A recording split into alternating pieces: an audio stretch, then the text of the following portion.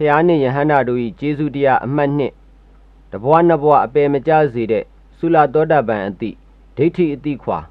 1ငရဲမျိုးစေ့ကဒိဋ္ဌိနဲ့ဝီစည်းကိစ္စခန္ဓာတဲ့ပုဂ္ဂိုလ်တ attva ယောက်ျားမိန်းမဆိုတာလူပြောသူပြောနဲ့မှတ်ထားတာမရှိဘဲနဲ့ပြောဆိုရုံအမည်ပေးထားတာတကယ်ရှိတာကဓမ္မအစုဓမ္မဖြစ်၍ဓမ္မပြတ်တာပဲရှိတယ်ဒိဋ္ဌိဆိုတာဒီဓမ္မတွေကိုငါလုပ်တာငါသပင်ငါသွားငါအသားနဲ့ဒိဋ္ဌိကဆွဲထားလိုက်တာတကူလုံးအဖျားချစရာမရှိဘူးအမြဲမပြတ်ဖောက်ပြန်ပျက်စီးလိုက်အစားထိုးလိုက်နေတာကိုအမှန်မမြင်လို့ခိုင်နေမြဲတယ်ထင်ပြီးဒိဋ္ဌိဝင်ငါထင်တာဒိဋ္ဌိကလောဘဒေါသမောဟတဲ့ပိုကြောက်စရာကောင်းတယ်အလုံးစုံသောအကုသိုလ်တို့၏ဖြစ်ခြင်းအကြောင်းဟာဒိဋ္ဌိနဲ့ဝီစည်းကိစ္စအပေရောက်ကြောင်းဟာဒိဋ္ဌိကြောင့်ပဲဆိုတာသိလို့ဖျားကရင်ဝလန်စုဥကောင်းမီးလောင်တာထက်ဒိဋ္ဌိကိုအရေးကြီးထားပြီးအရင်ဖြုတ်ပါတဲ့ဒိဋ္ဌိဖြုတ်ဖို့အရေးဟာတာရည်သမီးရေးစီးပွားရေးအလုံးစုံသောအရေးတွေထက်ပိုကြီးတယ်မှတ်ပါဒိဋ္ဌိကိုအတိနဲ့ပြုတ်ရင်တဘွားနှစ်ဘွားအပယ်မကျတဲ့သုလသောတာပန်ပွားနဲ့ပြုတ်ရင်ဘရောမအပယ်မကျတဲ့မဟာသောတာပန်ဆိုတာယုံနာဓမ္မတွေကိုငါဥစ္စာမဟုတ်ဘူးအနိစ္စဖြစ်ပြတာဟုတ်တယ်ဒုက္ခသစ္စာတာဖြစ်တယ်လို့ဉာဏ်ထဲမှာပိုင်နိုင်သိသွားတာနှစ်အမြင်မှာအပယ်သွားငကိုကယုံတဲ့နံကိုမိမိခန္ဓာထင်ထားတာကိုကအလွဲကြီးလွဲနေတာအပြောဟာအပြောပဲလို့မထားပဲတကယ်တမ်းမိမိထင်နေတာငယ်မက်နာနေတာအမြင်မှားနေတာအမြင်မှားကြောင့်အပယ်သွားရတာအမြင်မှန်ရတဲ့နေ့ကစပြီးအပယ်တကားပိတ်တယ်အမြင်မှားနဲ့သိရင်အပယ်သွားအမြင်မှန်ရင်နိဗ္ဗာန်သွားဒီနှလမ်းပဲရှိတယ်အရင်ဘဝကပြုပြင်လိုက်လို့အမိဝမ်းကောင်းတဲ့ရောက်ကတဲ့ကနာနဲ့ရုပ်ပဲဒီအပြင်ပဲကြမှ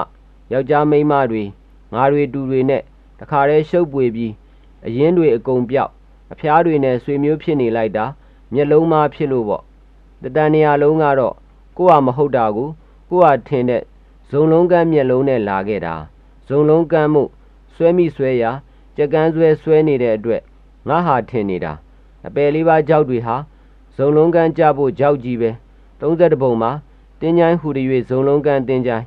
ခမားတို့ကိုမျက်လုံးအမှန်မှတတ်မပေးလို့ရှိရင်ဇုံလုံးကမ်းတင်းချိုင်းရှာပဲဖြစ်တော့မှာပဲ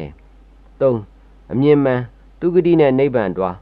ခမားတို့ဒီခန္ဓာကိုနွားကြောင်းသားလို့ငါးထိန်ငါးကြောင်းနေရတာကိုပိုင်ကိုဆိုင်တစ်ခုမှမပါဘူးခမားတို့စွမ်းရည်တတ္တိဘာမှမရှိဘူးကံစိတ်ဥဒုအာဟာရတို့ဤစွမ်းရည်တတ္တိနဲ့ခိတ္တခဏနေရတာပဲဆိုင်းဘုတ်ကယောက်ျားမိန်းမရှိတာကယုံနံဖြစ်ပြက်ဘယ်အချိန်မဆိုပူလိုက်အေးလိုက်ဖောက်ပြန်လိုက်ပျက်စီးလိုက်ဖြစ်နေတာရုပ်ဤပင်ကိုယ်တဘောနာမ်ကအာယုံကိုညွတ်တတ်တဲ့တဘောရုပ်တရားဟာကံစိတ်ဥဒုအာဟာရကလှုပ်ထားတာခမားတို့လှုပ်ထားတာကိုမဟုတ်ဘူးနာမ်ခန္ဓာ၄ပါးကလည်းအာယုံဒွါရကတာပိုင်တယ်ခမားတို့ဂျားကမပိုင်နဲ့ခမားတို့က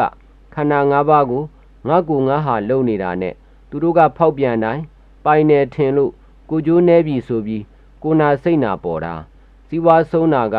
တဘွားတာရှုံးတယ်ကိုနာတိုင်းစိတ်မနာတဲ့ဉာဏ်မျက်လုံးကိုမရရင်တတန်နေရာလုံးကိုကျိုးနေလာတော့မယ်ခမားတို့နဲ့ဘာမှမဆိုင်လို့ခမားတို့ကစိတ်နာစရာမရှိဘူးခန္ဓာ၅ပါးအပေါ်မှာ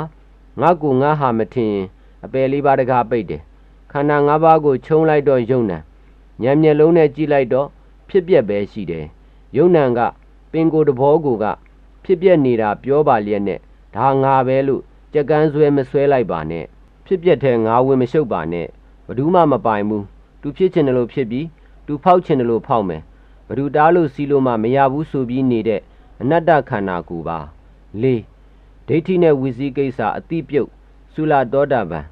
အသိဘဝကတစ္ဆာမသိတဲ့အဝိဇ္ဇာနဲ့ပြုလုပ်တဲ့စေတနာသင်္ခါရကြောင့်ပစ္စုပန်ခန္ဓာ၅ပါးဝိညာဏ်ယုတ်တလယတနာဖတ္တဝေဒနာပေါ်တာဘယ်သူမှဖန်ဆင်းတာမဟုတ်အကြောင်းပြုလုပ်လို့အကျိုးပေါ်လာတာမိမိခန္ဓာအစဉ်တဘွားနဲ့တဘွားပရမတ်အကြောင်းအကျိုးဆက်နေတာဒီလိုအကြောင်းနဲ့အကျိုးဆက်တာသိတော့ငါဘယ်ကလာပါလိမ့်မလဲဆိုတဲ့တန်တရားဝီစည်းကိစ္စသိတယ်အကြောင်းနဲ့အကျိုးနှမျိုးစလုံးထဲမှာပုဂ္ဂိုလ်တ attva ယောက်ျားမိန်းမငါသူမပါတာသိတော့ဒိဋ္ဌိသိတယ်ဒီအသိနဲ့သိရင်အပယ်မကြဘူးခန္ဓာကိုယ်တဲ့အခုမှပေါ်လာတဲ့တရားလေးတစ်ခုကိုဘလို့ကြောင့်ပေါ်လာတယ်လဲဘလို့ကြောင့်ပြတ်သွားတယ်လဲပိုင်နိုင်သိရင်လည်းအပယ်မကြဘူးခန္ဓာကိုယ်တဲ့ဘာပေါ် အာယုန်နဲ့ဓွာရအကြောင်းတစ်ခုကြောင့်ပေါ်လာတဲ့သင်္ခါရတရားမြင်စိတ်ဟာမျက်စိအကြည့်နဲ့အစင်းကြောင့်ပေါ်လာတာသိရင်တန်တရားသိတယ်ငါမဟုတ်လို့ငါမပိုင်ငါမဆိုင်လို့အကြောင်းတစ်ခုရုပ်သိမ်းတာနဲ့ပြတ်တာသိရင်ဒိဋ္ဌိသိတယ်ငါမြင်တယ်လို့ပြောတော့ပြောတာပေါ့တကယ်တော့မြင်စိတ်ကမြင်တယ်ဆိုတာမမေ့ပါနဲ့အထင်ငါပြုတ်ပါစေ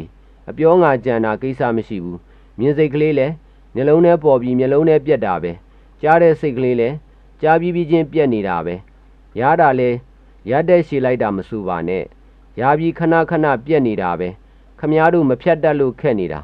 ခမားတို့တန်တန်မှာရှိတဲ့ဘယ်စိတ်မစိုးခုပေါ်အခုပြက်ပဲဘယ်စိတ်မှမမြဲဘူးခန္ဓာတဲ့အားကိုးစရာတကွက်မှမရှိဘူးသာသနာတွင်ဖြစ်တဲ့ဖြစ်ပျက်သိတဲ့ဉာဏ်ပဲအားကိုးပါငါကိုယ်ခန္ဓာကိုယ်ဖြစ်ပျက်ရှုသည်ဒုက္ခတစ္ဆာနှလုံးတွင်းသည်ခန္ဓာတဲ့ဖြစ်ပျက်ဒုက္ခတစ္ဆာတာရှိတယ်ဒုက္ခတစ္ဆာဆိုတာခန္ဓာထဲမှာခန္ဓာ၅ပါးတစ်ပါးပါးထင်ထင်ရှားရှားပေါ်တာနာတာလဲပေါ်ပြောက်ရတာလေးလဲပေါ်ပြောက်ကောင်းတာလေးလဲပေါ်ပြောက်ခန္ဓာကိုယ်တစ်ခုလုံးပေါ်ပြောက်ပဲရှိတယ်ကောင်းတာလေးလဲကောင်းပြီးပြောက်သွားတာပဲမမြဲလို့ဒုက္ခတစ္ဆာကြည့်နေတဲ့မျက်လုံးကလည်းကြည့်လိုက်ပြက်လိုက်နဲ့မမြဲလို့ဒုက္ခတစ္ဆာပဲပစ္စုပန်ကာလမှာစားစိတ်ပေါ်ပေါ်တွေးစိတ်ပေါ်ပေါ်ပေါ်ခြင်းတရွေ့ပေါ်ဒုက္ခတစ္ဆာကြီးပဲခန္ဓာကိုယ်ကငကိုယ်ကဒုက္ခတစ္ဆာမှုထွက်လာသည်များဒုက္ခတစ္ဆာပဲအဲ့ဒါသိတာတစ္ဆာသိတာပဲတစ္ဆာသိပြီးရင်ပွားတာနေမကြာခဏနှလုံးတွင်းနေငါသိရင်ဗာများဖြစ်အောင်မလဲလို့ဘယ်တော့မှမတွေးနဲ့